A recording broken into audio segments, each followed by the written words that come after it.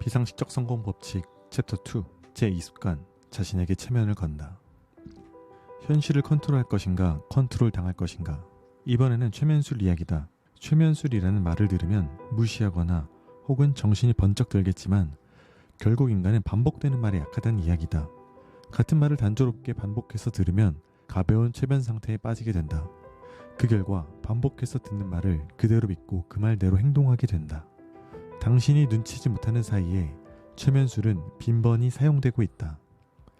가장 무서운 사례는 집단으로 행해지는 최면술이다. CEO 대상 강연회에서 많은 사회자들은 유래를 찾아볼 수 없을 정도의 지금과 같은 불황에서 살아남기 위해서는 하면서 이야기를 시작한다.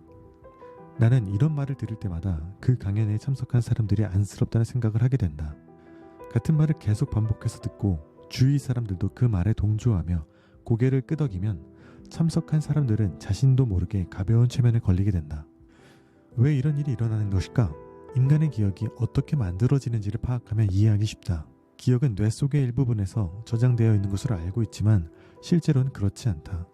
노벨상 수상한 신경학자 제럴드 에델만 박사는 이렇게 말했다. 기억은 뇌의 어느 일부분에 저장되는 게 아닙니다. 생각이 날 때마다 그 순간에 매번 재구축됩니다. 뇌 안에서는 시냅스와 시냅스가 서로 결합해 기억의 경로가 만들어지는 일밖에 일어나지 않습니다. 그 신경회로의 전기 신호가 전달됨으로써 기억나는 것인데 그 순간순간마다 새로운 현실을 만들어내는 것과 같습니다. 이것은 엄청난 일이다.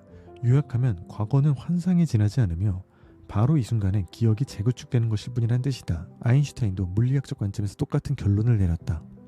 현재, 과거, 미래라는 것은 그야말로 환상 이외의 아무것도 아니다. 이렇게 만들어지는 기억의 경로는 반복되면서 자라난다.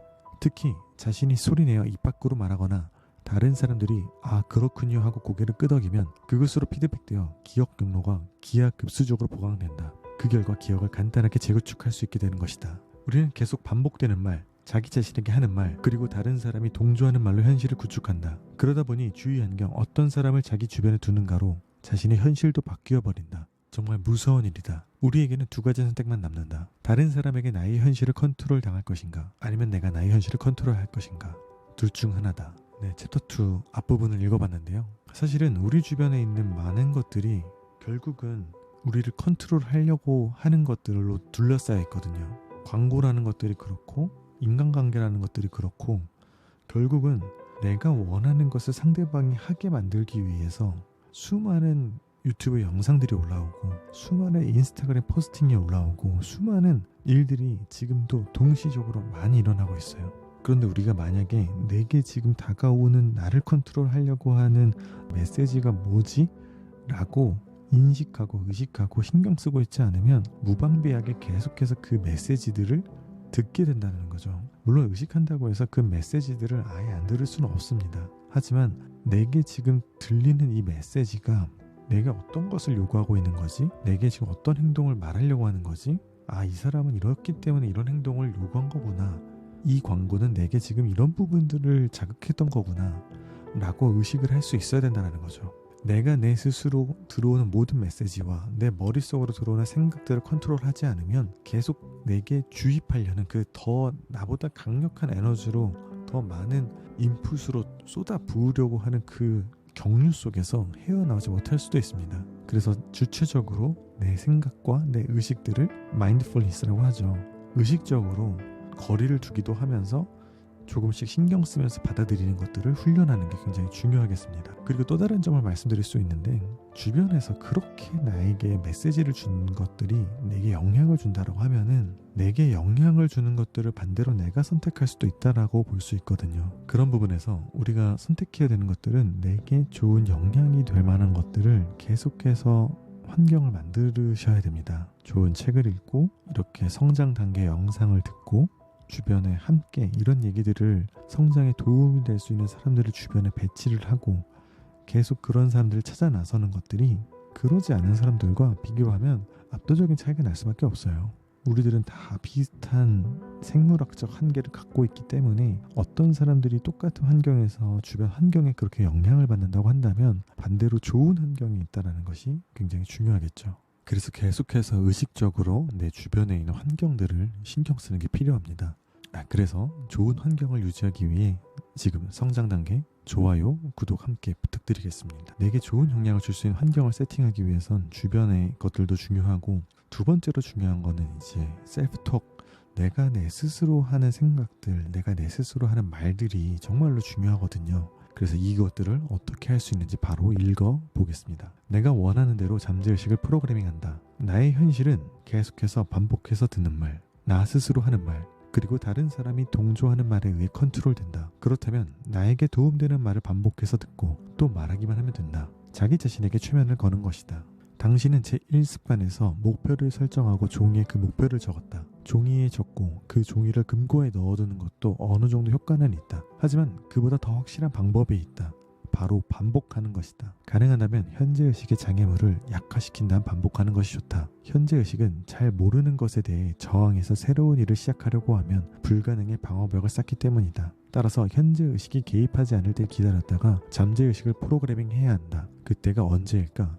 바로 잠에서 깨어났을 때나 잠들기 전, 의식이 채 깨어나지 않았을 때다. 프로그래밍 작업은 아주 간단하다.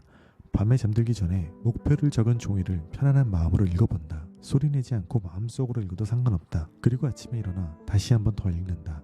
이것만 하면 된다. 나는 종이에 적은 목표를 읽는 것만으로 무슨 일이든 잘 풀렸다. 단지 이 방법 하나만 사용했다. 내가 특별한 것 아니냐고 말하고 싶은 기분도 이해한다. 잠재의식의 프로그래밍을 하는 이 방법은 다른 책들에서도 소개된 것처럼 이미 몇 세기 전부터 사용해온 것이다. 성공한 사람들 사이에서는 너무 당연하다고 여기는 방법이다. 다만 잠재의식이라고 하면 보통 이상한 데 빠진 게 아니냐고 의심하게 된다. 이를 부정적으로 해석하는 매체들도 있다.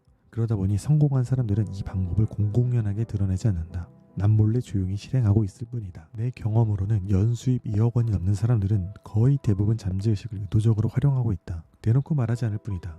그리고 이런 경향은 연봉이 많아지면서 점점 높아진다. 종이에 적은 목표를 읽고 좀 더 쉽게 잠재의식에 프로그래밍 할 수 있는 두 가지 힌트를 알려주겠다. 첫째, 목표를 설정할 때 현재형을 사용한다.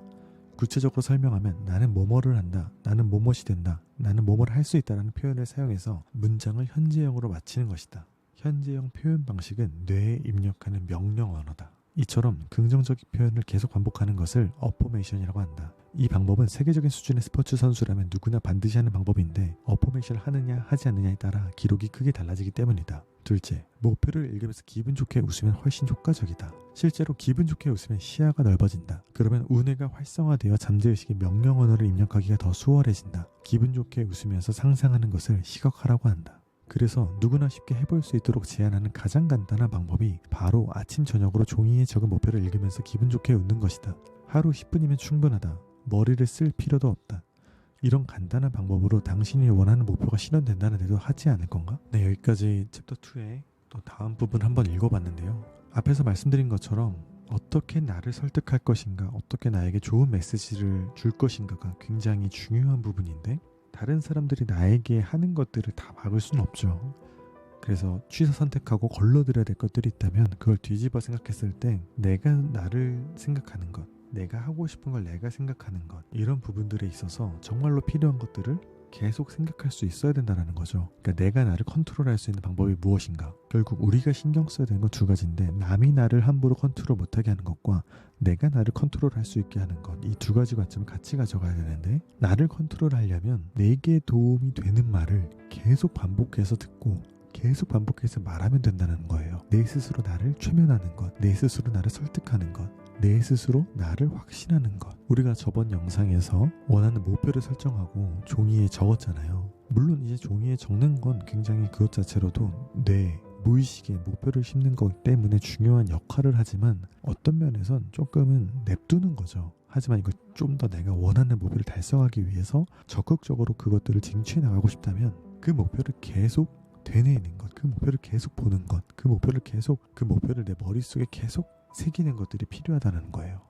그리고 저자가 말한 것처럼 사실은 수많은 책들이 이런 확언을 할 때 가장 중요한 때, 그때가 바로 잠들기 전과 일어난 직후라고 하거든요. 여러 가지 과학적인 이유들도 있어요. 이때가 뇌파상 어떤 특징 때문에 가장 여러 가지 정보들을 잘 받아들일 수도 있다. 또는 어떤 면에서는 그렇기 때문에 창의성이 있기 때문에 여러 가지 문제들을 생각하고 있으면 일어나서 생각이 날 수도 있다. 이런 것들이 사실은 자고 있을 때 이 뇌를 어떻게 활용할 거냐에 대한 관점인데 여러 가지 원리들을 떠나서 저희들은 중요한 게 이것들을 내 성장하는 방법으로 내 성장 단계에 쓰는 거잖아요. 잠들기 전 약간 몽롱해질 때 있잖아요. 그때가 이 무의식과 의식의 경계가 흐릿해지는 때라고 하거든요. 이때 내 목표들을 쓰는 거예요.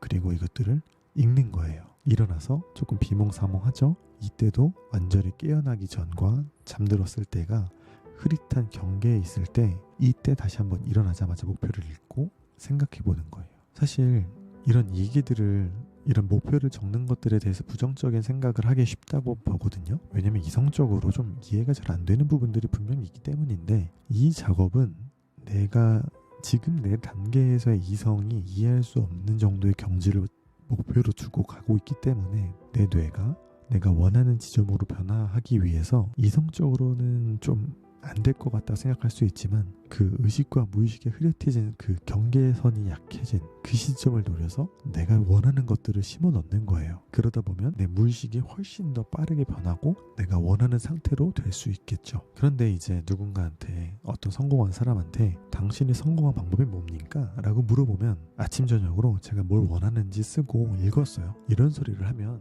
강연 요청도 잘 안 들어올 거예요. 내가 얼마나 열심히 했고 내가 얼마나 간절했고 내가 얼마나 투지 있게 했는지 그런 부분들을 얘기해줘야지 사람들이 좋아하지. 이런 정도의 소리를 성공 사례로 들 수는 없잖아요. 근데 이제 아는 분들도 많으시지만 뭐 스노우복스의 김승호 회장님도 있고 웰싱킹에 쓰신 켈리치 회장님도 계시고 그런 분들이 공개적으로 그런 얘기를 한다가 됐을 때 사람들이 비로소 저 방법을 써서 성공한 사람이 있었네, 그리고 저 방법을 굉장히 진지하게 말하기도 하네 라고 생각하게 된 거거든요. 그래서 이 방법들이 단순히 허무맹랑한 소리가 아니고 실제로 그것들을 하는 사람이 있고 그것을 통해서 긍정적인 결과를 도출해낸 사람이 있다. 그리고 저희가 나중에 좀 더 관련된 책을 읽어보겠지만 의외로 생각보다 예상보다 과학적인 지점들이 분명히 있다 라는 점을 짚고 넘어가겠습니다. 그리고 이제 저작은 두 가지의 이제 프로그래밍 팁을 줘요. 첫 번째가 현재형을 사용해라. 이 현재형을 사용했다라는 거는 여기서 이제 말하고자 했던 거가 어떤 걸 얘기하는 거냐면 나는 돈을 벌고 싶어요 라고 했을 때 나의 상태는 사실 지금 돈을 벌지 않은 거가 되거든요. 내 무의식이 생각했을 때 나는 지금 돈을 벌고 있지 않아요. 근데 내가 원하는 건 돈을 벌고 싶은 상태예요. 근데 이 무의식을 설득하는 과정에서 중요한 점이 무의식을 어느 정도는 속이는 게 필요합니다. 내 무의식이 나는 지금 돈을 잘 벌고 있어요 라고 생각하는 그 정체성을 바꾸는 게 필요한데 그러기 위해서는 이 시제를 현재 시제로 아예 바꿔버려야지 훨씬 더 받아들이기 쉽다는 거죠. 나는 월 1,000만 원을 벌고 싶어요는 월 1,000만 원 못 번 사람이지만 나는 월 1,000만 원을 번다. 나는 월 1,000만 원을 벌고 있는 사람이다 라고 말한다는 것이 굉장히 큰 차이를 만들어낼 수 있다는 거죠. 두 번째로 준 팁이 목표를 읽으면서 기분 좋게 웃으면 훨씬 효과적이던데 이 저자분이 굉장히 중요한 얘기들을 해주고 있어요. 무의식을 설득할 때 있어서 두 가지가 가장 중요한데 첫 번째가 반복이고 두 번째가 감정입니다. 감정이라는 것은 우리가 어떤 상태로 바꿀 때 감정적으로 좀 변화되어 있을 때 감정적으로 움직일 때 바뀌기가 쉽거든요. 우리가 이런 말을 하잖아요. 어떤 술을 못 끊었던 사람인데 어떤 충격적인 일을 겪고 나서 술을 끊게 됐다. 이건 좀 그냥 쉬운 예지만 그만큼 우리에게 있어서 감정이라는 거는 몇십 년 동안 해오던 일도 한 번에 끊어버릴 수 있을 정도로 힘이 있다라는 건데 우리가 무언가를 습관화로 들일 때 가장 중요한 게 그 행동에 대해서 긍정적 감정을 느끼는 거거든요. 그래야지 안 하던 무의식이 그것들을 받아들이기 때문인데 우리가 이거를 이 뇌과학적인 거를 적용하면 원하는 목표를 읽을 때 현재형으로 기분 좋게 읽으면 그냥 과거형으로 우리가 몸이 건조하게 읽을 때보다 훨씬 더 효율적으로 효과적으로 그 작용을 활용할 수 있겠죠. 네, 그래서 오늘 챕터 2의 일부분을 함께 읽어봤는데 아직도 뒷부분이 남아있어요. 뒷부분은 곧 이어서 영상에서 말씀드릴 예정이고 일단 여기까지 들으신 분들은 진짜 우리가 원하는 목표를 달성하는 데 있어서 정말 중요한 정보를 얻어가셨다고 생각합니다. 그래서 오늘 자기 전에 오늘 일어나서 내 목표를 적으시고 그것들을 한번 보고 그냥 보는 게 아니라 웃으면서 보고 틈날 때마다 그것들을 되새기면서 하루를 보내보시면 좋을 것 같습니다. 저도 계속해서 이 목표들을 쓰고 웃으면서 반복적으로 보고 있거든요. 그래서 우리 연말에 한번 우리들이 목표를 어떻게 이루는지 얘기해 볼 수 있는 기회가 있으면 좋을 것 같습니다. 여기까지 들어주셔서 너무 감사하고 곧 다음 영상에서 뵙겠습니다. 성장 단계 구독, 좋아요 함께 부탁드리고 다음에 배워요.